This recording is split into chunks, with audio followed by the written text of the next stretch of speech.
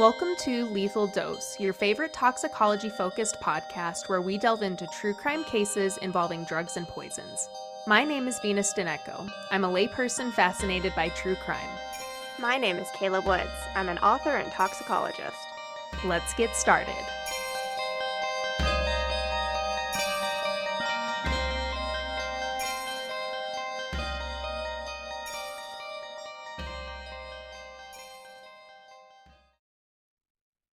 Venus, what do Yes. you estimate is the upper limit for caffeine consumption per day? Like, what do you think is a healthy cap as your estimate? I don't know because, so how much is in a cup of coffee? 40? I mean, it 80? depends. It depends on the cup of coffee, around 80. 80, that sounds right. So I Mhm. would say, you probably shouldn't have more than 3 or 4 cups of coffee a day. Mm-hmm. Mm-hmm. I try to have 2 caffeinated beverages a day as a limit. Mm-hmm. Yeah. Yeah. I would say that's a pretty good estimate, actually. So you're saying 300-ish is what you think the upper limit is? Yeah. You are much more methodical than I thought, because when I started researching, I was like, I have no idea what the upper limit is. I don't know. Milligrams? Who knows? So the FDA recommends 400 milligrams as the upper limit per day. Okay. So still, I mean, that's a lot though. It When you is. think about it. Yeah, That's a lot. it is a lot. It is a lot.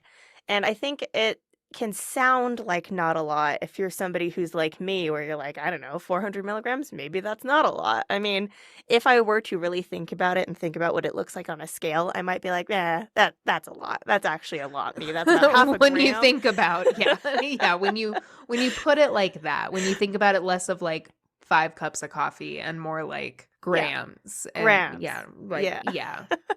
Yeah, that is a lot, I suppose. But it's not always contextualized, and it's not always transparent how much caffeine is in something, right? So, in September of 2022, 21-year-old Sarah Katz was a junior at the University of Pennsylvania. She was a research assistant at the Children's Hospital of Philadelphia, served as a RepCap ambassador with the American Heart Association, and herself had a heart condition that she took very seriously. At age 5, Katz was diagnosed with long QT syndrome type 1, a disorder of the potassium channels controlling electrical pulses in the heart that causes abnormal heart rhythms under stress. But she managed hers with medication, and she also took care to treat it by not consuming energy drinks of any kind on her doctor's advice. So she's avoiding Probably a good caffeine. idea. Yeah. Mm-hmm. Panera Bread has a program. I know where we're going now. Yeah. Mm-hmm. So they have a program called the Unlimited Sip Club, which lets members get unlimited self-serve drinks, including coffee, tea, lemonade, and Pepsi brand sodas. This isn't a bad deal, especially for a college student, because even if you don't need an endless supply of coffee, you can get caffeine-free Sierra Mist or lemonade or whatever. Mm-hmm. Or so Katz thought when she joined this membership on September 1st, 2022. The lemonades Panera offered at their self-serve counter were first introduced in April 2022 and came in 3 flavors: strawberry lemon mint, blood orange with 0 sugar, and mango yuzu citrus. They were described as charged lemonades, which were plant-based and clean. And Katz thought that the charged descriptor simply meant that it was some sort of electrolyte sports lemonade, which is what I thought when I first heard about it. I was like, oh, it's charged with vitamins or something like that. Mm-hmm.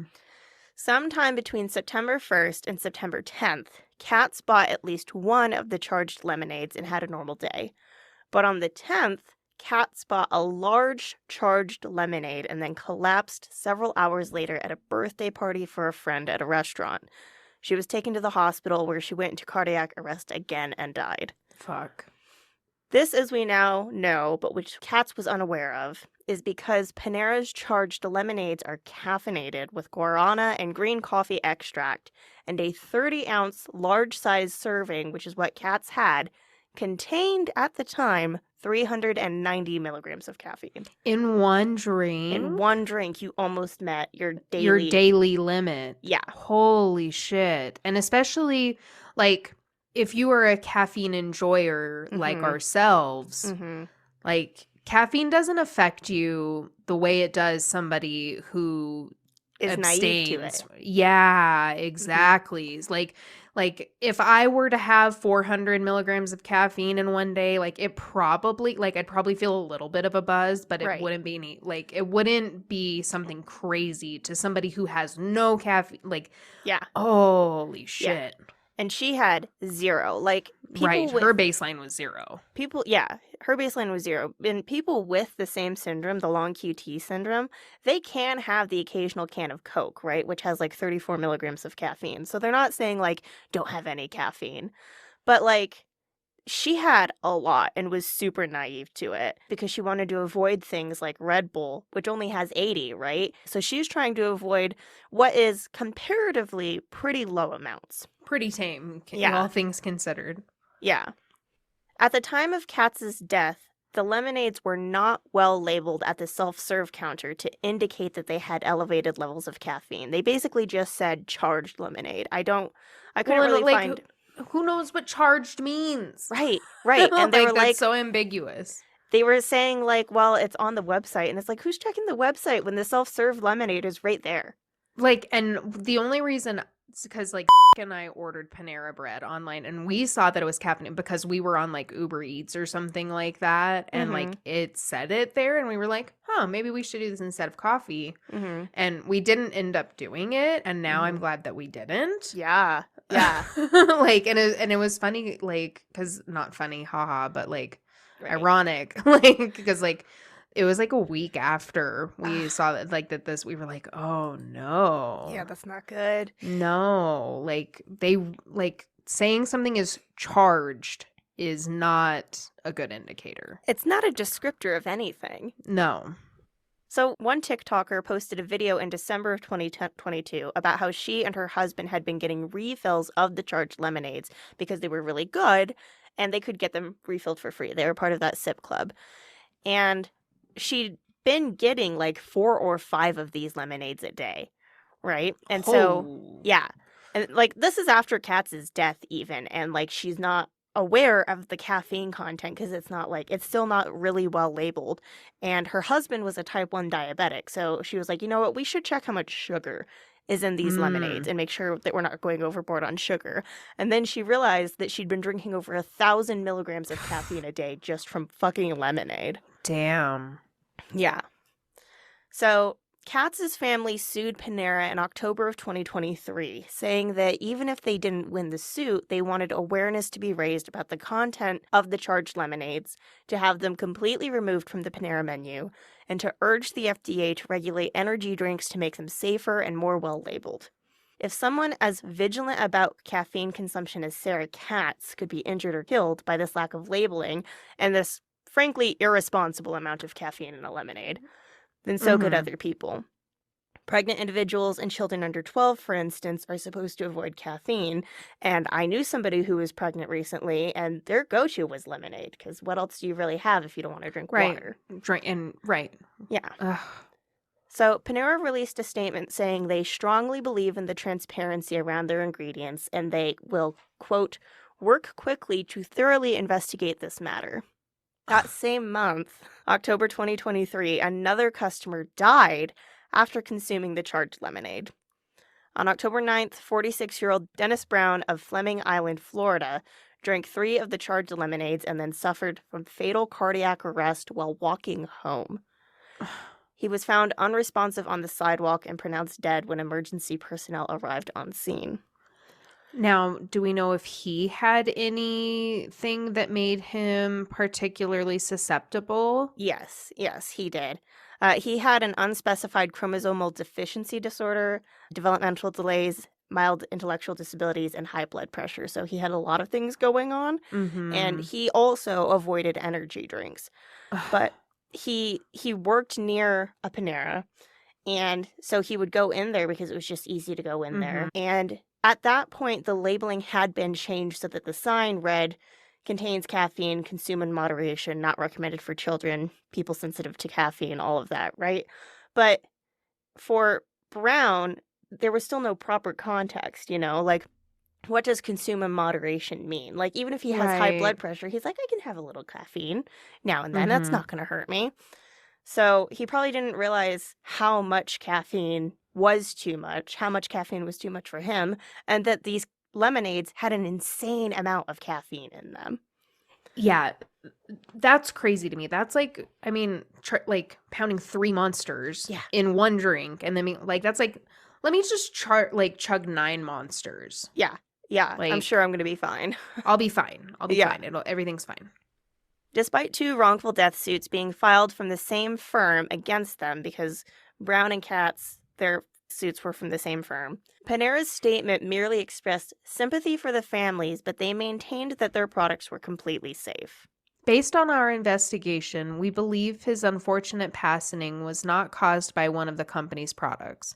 We view this lawsuit, which was filed by the same firm as the previous claim, to be equally without merit. Panera stands firmly by the safety of our products.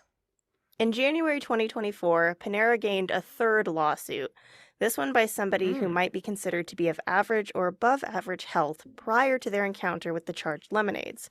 According to the suit filed by 28-year-old Lauren Skirrett of Greenville, Rhode Island, she drank 2.5 charged lemonades in April 2023 and then experienced several episodes of palpitations which forced her to go to the hospital. Skirrett was an occupational therapist who had never experienced health issues prior to drinking the lemonades. While at the hospital, she experienced a syncopal episode, which means she fainted because her blood pressure dropped, and she was taken to the critical care unit where her heart rate was recorded in the 180s and 190s. Oh my God. Yeah, she was not in good shape. No. And then, on August 30th, she returned to the hospital to be treated for early onset atrial fibrillation. Is that like a heart attack? It's like a chronic heart condition. Okay. Yeah. Okay. Testing showed no evidence of underlying structural heart disease, which is to be expected because she didn't have anything going on beforehand. But even now, nearly a year later, Skirrett claims in her suit that the drink gave her permanent cardiac injuries and she can't exercise, socialize, or work in the same capacity as before. And she now regularly experiences shortness of breath, palpitations, brain fog, difficulty thinking, body shakes, and weakness. And she has to take daily medications to help regulate her heart's rate and rhythm. Even since she's abstained from these drinks, she's still having these like prolonged issues? Yeah, just from this like acute instance of caffeine overdose. Since these lawsuits were filed, Panera has decreased the amount of caffeine in their charged lemonades so that now a large serving only has 236 milligrams of caffeine. It's still quite a bit. Hefty amount. Yeah. Many locations have also moved the lemonades behind the counter so they are no longer self-served. So that's, I think, to deter people from getting 3 or 4, but I don't know if the employees are being trained to let people know, like, hey, this is your third one you've gotten. You're cut off. Bartender says no more. Right. So in this way, the charged lemonades are now closer to Panera's drip coffee and caffeine content, but while everyone knows that coffee contains caffeine, the seemingly innocuous, if more well-labeled drinks are harder to get to. And this is all we really know about all of these Panera cases because the lawsuits are still ongoing. I mean, some action has been taken, which is a relief, but it's still... I know. And there's still issues with energy drinks that we'll discuss later. But for now, how does caffeine poison us, right? Like, we're a toxicology-based podcast. Why don't we get into the toxicology? Yeah. And also, I wanted to look into how it became so ubiquitous as to be available in unlimited amounts in lemonade. And somebody high up in Panera thought that was a good idea. So, caffeine is a naturally occurring alkaloid present in over 60 plants as a form of self-defense. Oh. It likely first entered our diets through tea, which the Chinese began cultivating around 2700 BCE. The mythical first emperor of China, known as Shennong or the Divine Healer, wrote some of the world's first medical records and described the effects of various plants on the body, including the leaves made for brewing tea. He wrote of these: good for tumors or abscesses that come about the head or for ailments of the bladder. It dissipates heat caused by the phlegms or inflammation of the chest. It quenches the thirst. It lessens the desire for sleep. It gladdens and cheers the heart. And we can see that he's describing, at least in part, the impact of just a warm brew, but we can also see key characteristics of caffeine as well. Sure. Coffee cherries and the first drinks made with them may have been described in similar Arabic texts written by Ibn Zakaria el-Razi in the 9th or 10th century CE. However, existent texts only date as far back as the late 10th or 11th century by other Arabic scholars. So it's a matter of telephone almost with these ancient texts. The existent texts also describe the effects of caffeine. However, the practice of drinking coffee can only be reliably dated back to the mid-1400s in Yemen, when Sufis wrote of grinding the beans and creating a brew to stay awake for their prayers. Within 100 years of establishing this practice, coffee drinking in coffee houses had spread to the common people of the Islamic world, and immediately the effects of caffeine became cause for concern. Citing the Quran, some authorities thought that coffee should be banned along with other intoxicants like wine and hashish. In 1633, Sultan Murad IV declared coffee consumption to be a capital offense in the Ottoman Empire. However, elsewhere in the world, coffee houses became bustling locales for sharing ideas on art, literature, and revolution. And I heard it said more than once in my college history class that the Enlightenment was in fact fueled by caffeine and nicotine.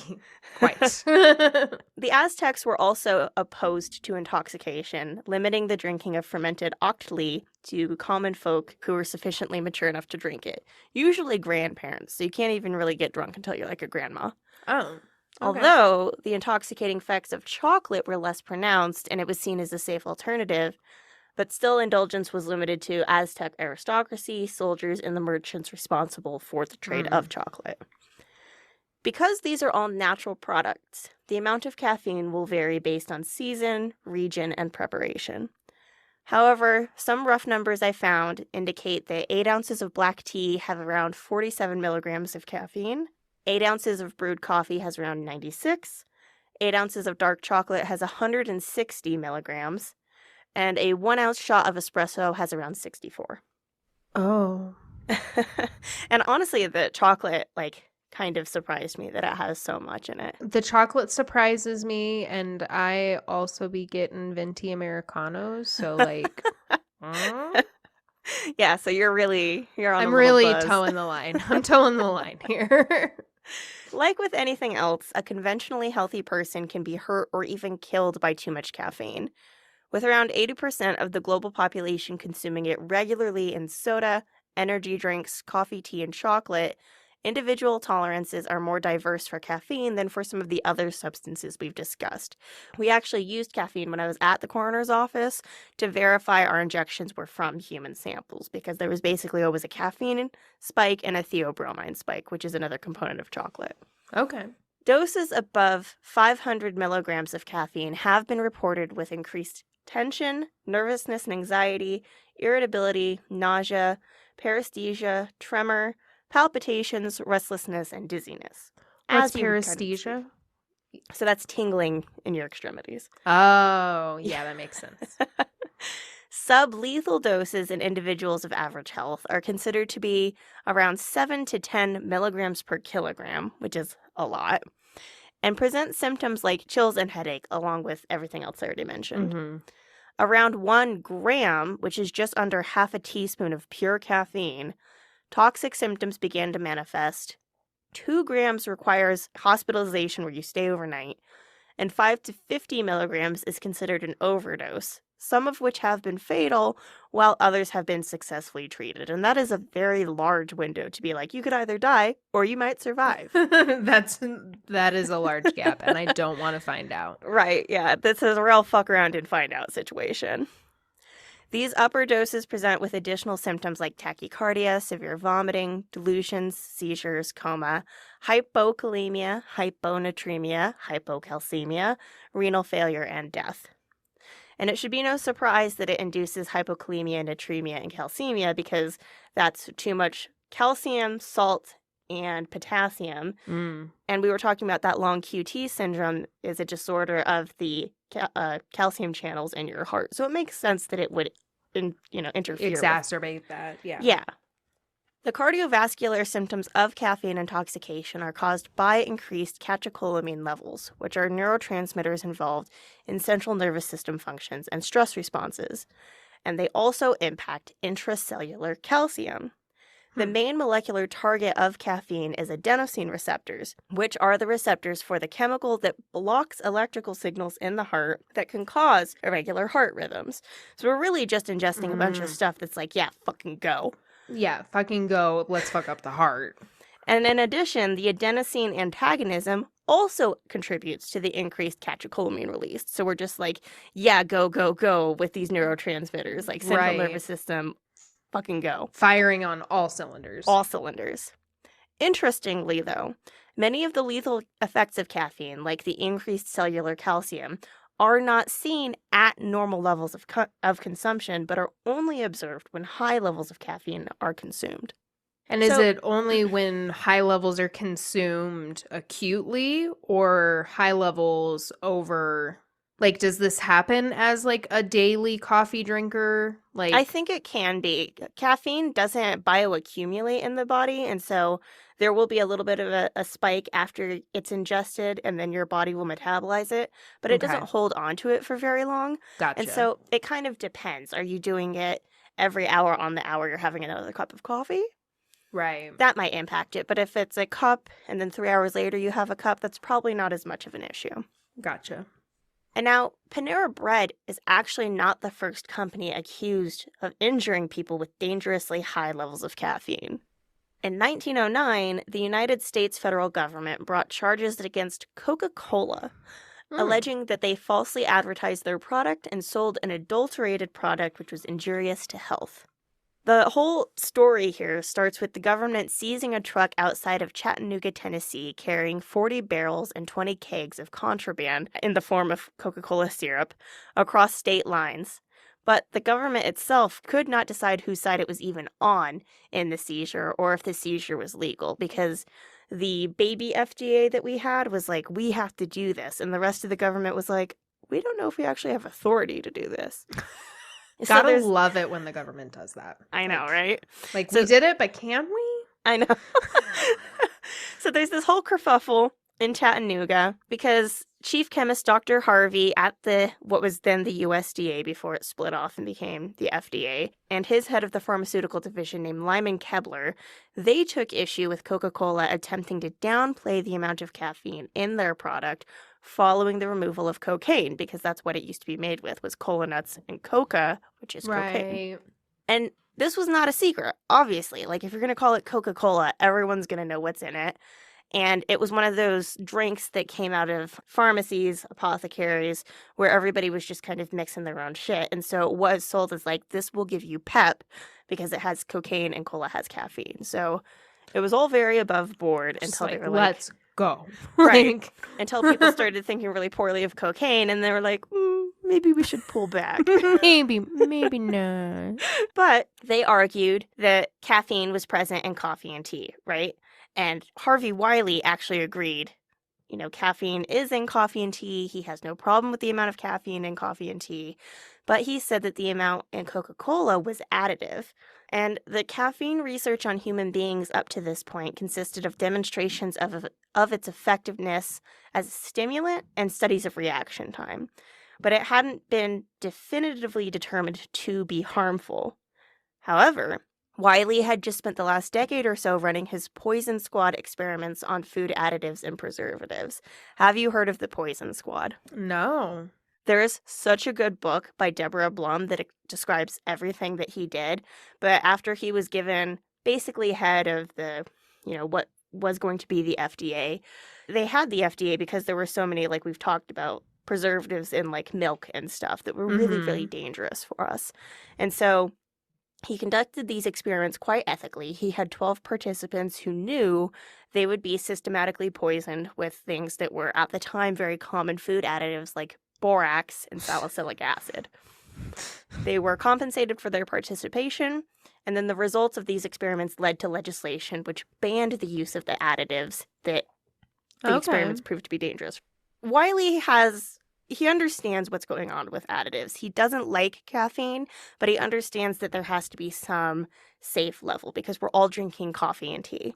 Right. But Kepler took a much stronger stance on caffeine and wrote a publication about habit-forming agents where he specifically called out caffeine for its addictive potential that he knew that it had, and he argued that it was especially dangerous for children, which were being directly advertised to by Coca-Cola. Oh, I mean, so he was kind of on the ball with it, though. I mean, the FDA now, I would argue, has quite a few problems, and we've discussed a lot of them, and we'll discuss more of them in this episode. But at the start, I would say that Dr. Wiley and the people who worked under him, like, they really were interested in doing what was, like, the best for the people. But they were put in a very, like, difficult situation here, especially going against the monolith that Coca-Cola already was. Right. So for 2 years, the chemists at the USDA built their case against Coca-Cola, and then in 1911, the official case was commenced. It was actually called the United States versus 40 barrels and 20 kegs of Coca-Cola. Oh my gosh, I want to look this case up. Oh, you totally should. So for their defense case, Coca-Cola hired a young psychology professor at Columbia University named Harry Hollingworth, as well as his wife and research assistant, Lita. And they were asked to determine if caffeine actually had any impact on the behavior of humans, because the SDA claimed that it did, but it hadn't been proven with any hard evidence. We can see that there's a conflict of interest already, where a company is asking for experiments to be run. And anytime that we see that in the, conflicts of interest or whatever, declarations of funding, that's a huge red flag. Coca-Cola told them that the effects on the human physiology, those are well known.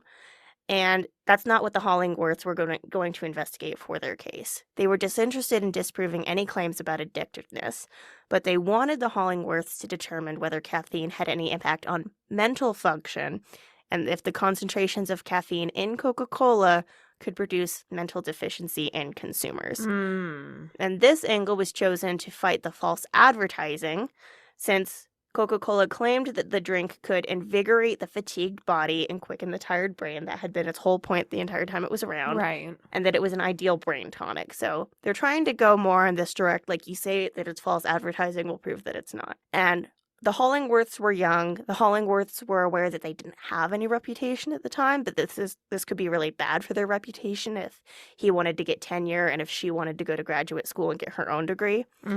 So they were like, okay, we'll do this, but we need, in the 2 months that you're giving us, because they were approached very last minute, they were like, we need to conduct 10 different major tests, and we need several minor ones to measure mental speed, steadiness, and coordination.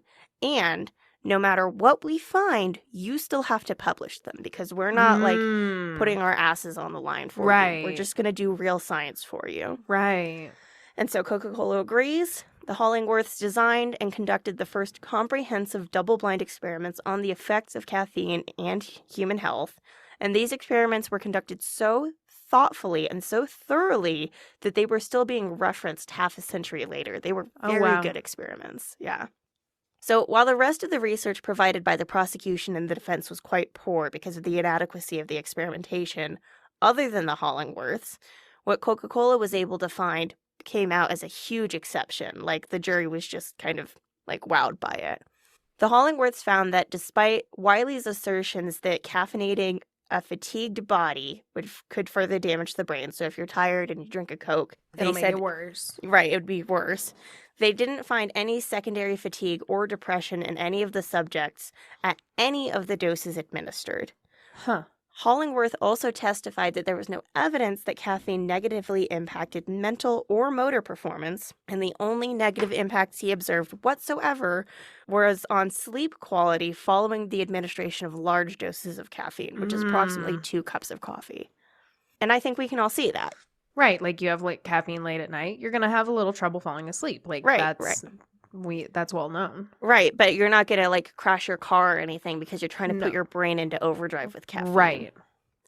So after Hollingworth presented his data, Coca-Cola motioned to dismiss the case completely, adding also that they believed caffeine was not an added ingredient, but an inherent ingredient. And I would argue that this is not correct whatsoever because cola nuts weren't being used at this point, and even though caffeine was like an original part of the recipe, they're having to add it. It is an Right, additive. it's not an inherent ingredient, like by definition of the word. Like Right. it's not inherently there. Right. And yet, the judge found in favor of Coke Mm. because caffeine was in the original recipe, and so he dismissed the case. Alrighty. Right? Not impressed. So Wiley kept fighting against this because fucking obviously caffeine was an additive in the drink, and he demanded a retrial. Coca-Cola hadn't addressed anything about the habit-forming nature of caffeine, for one, and he was like, we need to look at this. This is part of why we brought them to trial. So the case was brought back in front of a different court, but the same judge. It was the Supreme Court this time. And this time, Coke actually settled out of court. And as part of the agreement, they cut the amount of caffeine in their drink in half and voluntarily removed children from any of their ads. That is until they decided it wasn't a problem anymore in 1986. But for the first half of the 20th century. Sure. Unfortunately for the government and its department that would eventually become the FDA, the cases against Coca-Cola kind of did more to help them than anything, no matter the caffeine content of their drink. Consumers were now reassured that while there were some negative effects of caffeine, there were also documented positive effects. And that was why Coca-Cola was sold and drunk in the first place. So any publicity is good publicity, and they got a bunch of good publicity. Later, when the Food Additives Amendment of 1958 was enacted, caffeine was listed as one of the original, generally recognized as safe substances when used in cola-type beverages at levels that did not exceed 0.02% of the beverage, or 200 parts per million. And we've talked about generally recognized as safe substances before on microdoses, but we're going to really jump in here. So the maximum level of caffeine covered under this provision is 71 milligrams per 12-ounce serving of cola. That's what that math comes out to. Most soft drinks contain approximately half this amount, although Mountain Dew contains 55 milligrams and Jolt Cola, which was introduced in 1985 with the slogan, all the sugar and twice the caffeine, had 71.2. So they're really pushing it there. They were, but they don't exist anymore. Probably for good reason. Yeah. Okay, so for anybody who hasn't listened to our exclusive content, GRAS provisions, those generally recognized as safe provisions, are used to exclude certain substances from the definition of a food additive under the Food, Drug, and Cosmetic Act.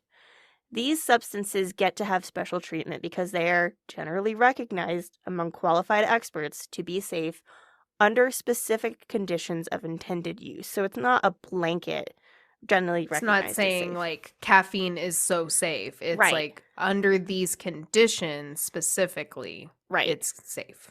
And this was originally done to avoid having to carry out formal reviews of common substances like vinegar and baking powder, which could really like put a lot of things on the back burner, right?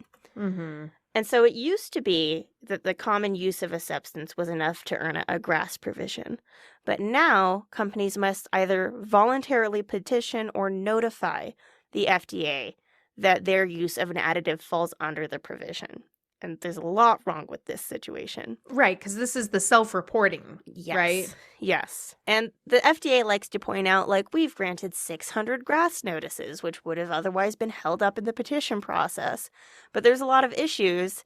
And the biggest one is that it is self-reported, and the FDA just kind of has to trust that a company's adhering to the provision, and that the company's GRAS panel has come to a scientific consensus. And there was the whole Daily Harvest food poisoning scandal that we covered in a microdose that talks about a lot of that. And they've done a bit to fix it, but we still have, like, the notification system is still what we have today. But when they were trying to work out some of the wrinkles in the program, In 1978, a special committee was set to reviewing some of the substances, including caffeine. And they found it was actually inappropriate to include caffeine among GRAS substances because at current levels of consumption of cola-type beverages, the dose of caffeine can induce central nervous system stimulation. Regulations were proposed, but in 1987, the FDA ultimately decided not to change anything because of a prior sanction involving none other than the Coca-Cola company. So essentially, there was some sort of letter from the FDA to Coca-Cola that was like, this is never going to be a problem. And they kind of showed that letter again, and they were like, you promised us this was never going to be a problem. So, but you said. Right. So Coke just kind of has the FDA by the balls, which is fucking great for all of us. So they tentatively concluded that non-alcoholic carbonated beverages containing that max of 0.02% caffeine was not injurious to health. While the FDA does require that caffeine be declared as an ingredient when it is added to a product, they do not require that quantitative labeling of caffeine on things that are not dietary supplements, because for things like tea, coffee, and chocolate, it would be very hard to correctly label the amount of natural caffeine that occurs in these products but changes from batch to batch. Sure. So within the category of conventional food, as they call it, there's 3 different categories of caffeine-containing products that kind of used to distinguish how they're regulated. Okay. There's those in which it's naturally occurring, like coffee. There's carbonated sodas. And then there's basically everything else that has caffeine, which we're opening up a huge wide world of caffeine-containing products now. We've got chewing gum, potato chips, jerky. We're putting caffeine in I everything. forgot about the caffeinated jerky. I forgot that was a thing. Yes. Yeah. Of all of these, only over Is the it counter... called perky jerky? I think it is the perky jerky. Okay, because that should be its name if it's not already. Marketing. So, of all of these products, only over-the-counter drugs and carbonated sodas have limits on added caffeine. The dietary supplements don't. The perky jerky doesn't. They don't have any fucking limits on any of them. Huh. And the reason why we have any amount of labeling even on things like soft drinks and energy drinks is because not of the FDA. It's because the American Beverage Association voluntarily provides the caffeine content of their products. And their own industry guidelines are the reason that we also have a warning label on these products that recommend against their consumption by children and pregnant individuals. The FDA could fucking care less, I guess, if you were aware of that. Right. And as far as I could tell, this voluntary practice by this industry only began in the 2000s. And by then, another monster had come onto the market that dramatically increased caffeine consumption globally, which is not a pun. It was not Monster Energy drink. Although the first energy drink was sold in the US in 1949, they did not launch in Europe until 1987. Even then, they only became truly popular in 1997 following the launch of Red Bull. Which was still considered a soft drink but contained 80 milligrams of caffeine per 8.2 ounce can.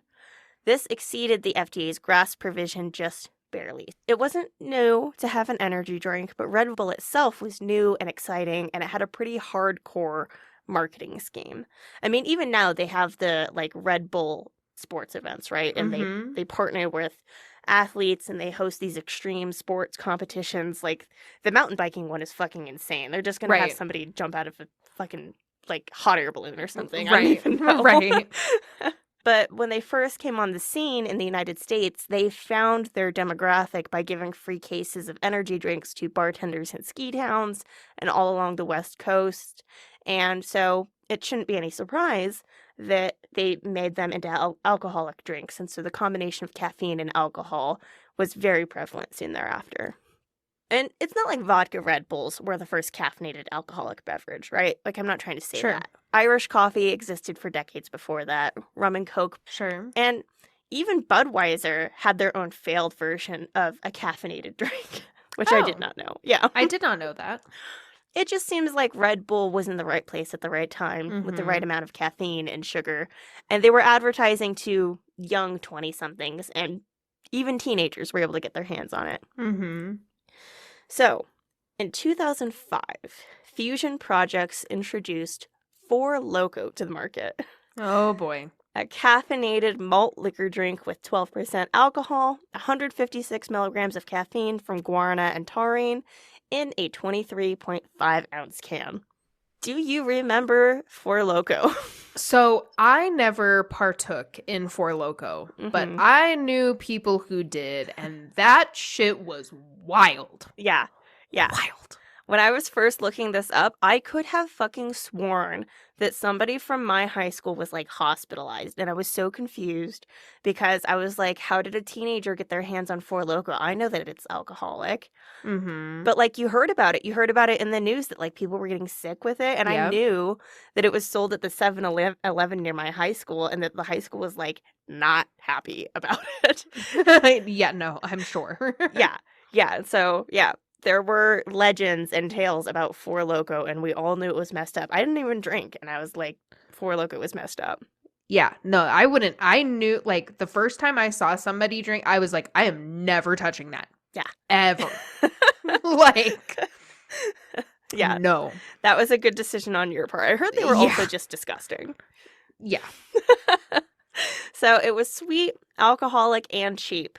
And by the time it debuted in New York City in 2009, it was less than $4 a can. And Fusion Products still made more than $100 million in revenue in 2010. But that's when things started to become a problem. People somewhat lovingly referred to Four Loko as a blackout in a can or liquid caffeine, which I do remember them calling it. 50 Central Washington University students at a party in October of 2010 were sickened, and 9 were hospitalized after drinking large amounts of Four Loko and reaching blood alcohol levels ranging from 0.12 to 0.335. Yeah. Yikes. And college kids can be prone to binge drinking. It's not a good idea. Sure. But we know that it happens. But the addition of caffeine makes the situation worse because the stimulating effects of caffeine may counteract the sedative effects of alcohol and make drinkers believe they're more sober than they actually are. They feel like they can safely drink more and end up becoming far more inebriated than they realize before something bad happens. Young drinkers were more likely to fall victim to the bright packaging and poor combination of alcohol and caffeine, according to a report of 11 cases during a 4-month period at Bellevue Hospital that revealed the median age of patients admitted after drinking Four Loko was only 16.4 years old. Yeah. Damn. And the FDA had taken note of the rise of Four Loko and similar alcoholic energy drinks the year before and issued 30 letters to companies asking them to justify the amount of caffeine, since the presence of so much caffeine in an alcoholic beverage was not covered by the previously established GRAS provision. However, the administration sat on its hands and waited after that, making no decisions to press the companies or to decide if mixtures of caffeine and alcohol were safe. Like, this is fine. We'll just wait this one out, I suppose. Yeah, we sent them really angry letters, and they can't ignore us for that. Okay. But lawsuits were already coming in, blaming Four Loko specifically for deaths caused indirectly after ingestion of their product. Families believed their loved ones became manic from drinking Four Loko and shot themselves, ran into the road. Others held the drink responsible for car accidents and drownings they believed wouldn't have happened otherwise. And college campuses actually took it upon themselves to ban the drinks. Washington State banned it after the ill-fated house party, and individual stores refused to sell the energy drinks, and then liquor authorities of different states chose to ban their sale. So they're rapidly losing market. And you know I hate when people do this, but New York Assemblyman Felix Ortiz introduced legislation to ban caffeinated alcoholic drinks in his state. And then NBC News responded by asking Ortiz to try a Four Loko himself just to see exactly what he was banning. He agreed to do it to, quote, show exactly how detrimental and dangerous this was for the health of our children. So under doctor's supervision, he drank 2.5 Four Lokos in an hour. Oh, God. Spiked his blood pressure and vomited violently off camera. And, like, I know he's coming from a good place, and he Sure. seems like a fairly, like, reasonable guy, because he at some point voted to lower the drinking age to bring it more in line with, like, voting and, like, when you can enter the army and things like that. But just, like, I hate, I hate these public displays of ingesting something that you... Right. Yeah, just Right. never do it. Whatever side you're on, just don't do it. Right. So finally, in November of 2010, the FDA issued warning letters to the makers of Core, Moonshot, Juice, and Four Loko, declaring the added caffeine in their drinks to be unsafe food additives and threatening seizure of their products because under the Food, Drug, and Cosmetic Act, they were adulterated products. Almost immediately, like same day, Fusion Projects agreed to lower the amount of caffeine and other stimulants in Four Loko. They stopped release of their current product from the warehouses, and the cans left on the shelves were quickly swept up by everyone mourning the end of a hazy era.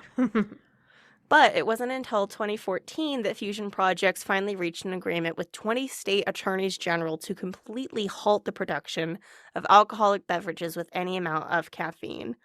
They also agreed to stop advertising on school or college properties, stop using models under the age of 25 to avoid making it look like they were trying to sell you on underage drinking. Sure. And they paid $400,000 to regulators.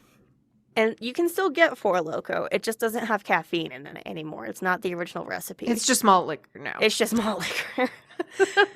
And while I couldn't find any accounts of anyone dying specifically from caffeine or alcohol overdose from Four Loko, there are cases of death from overdosing on just energy drinks. And energy drinks is where we're going to end because it is so goddamn problematic still.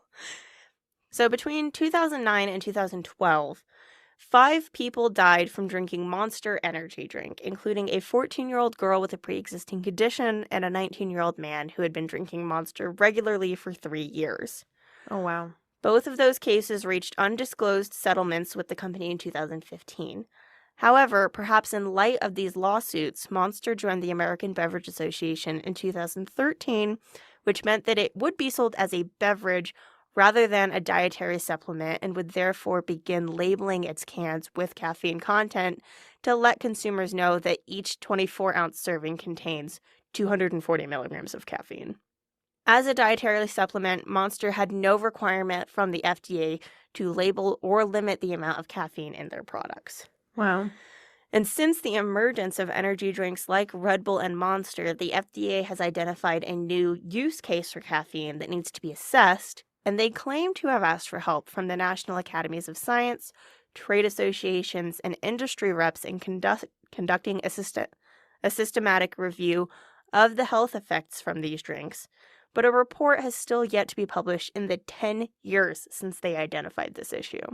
I wonder why nobody's jumping at the bit to do it, though.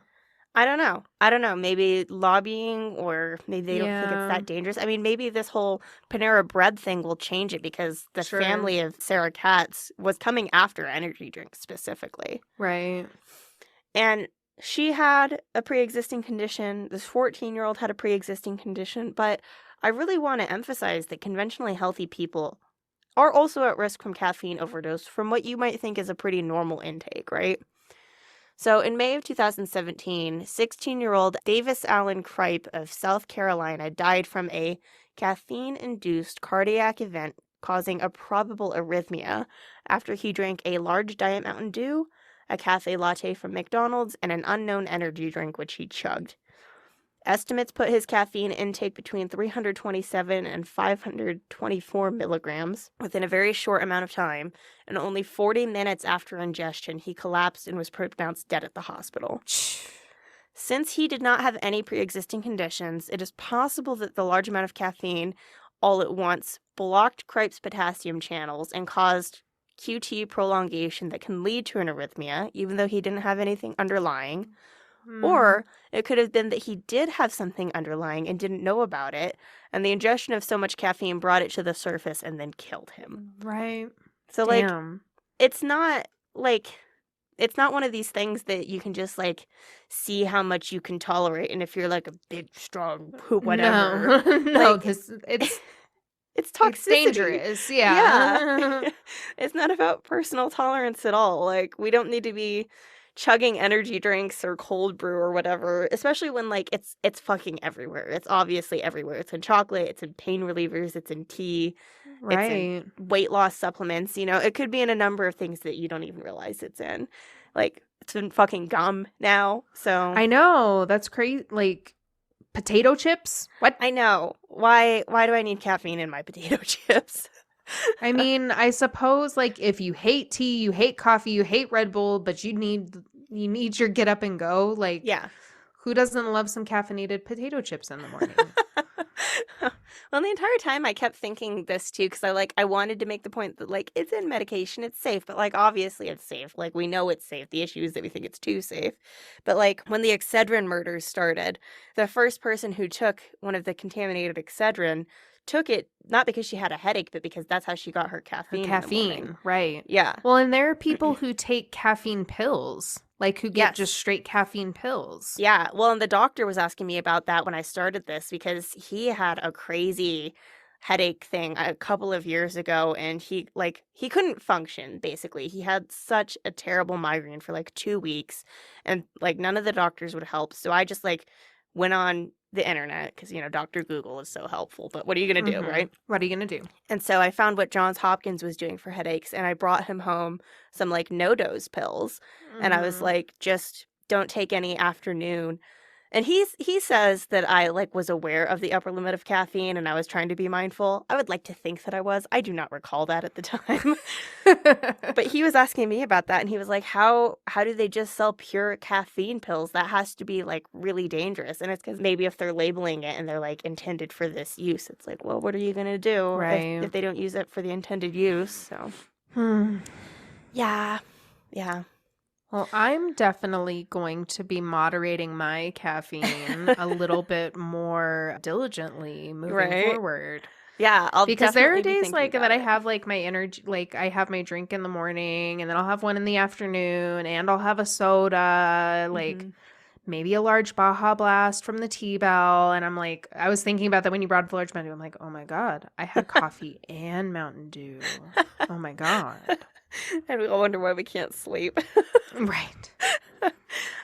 I'm just interested to see where this Panera lawsuit goes and if the I am FDA... too. We'll have to do an update for sure. Yeah, and if the FDA finally does anything about, like, energy drinks and creates a new GRAS provision, or if they're like, no, this is dangerous, or what. But it's just crazy that they, like, don't really regulate fucking anything. Right. Yeah. What are you even good for? I know. There's just so many missteps that I've seen where I'm like, you started out with such good intentions. You were keeping formaldehyde out of milk, and now what are you doing? Now what are you doing? Not a goddamn thing.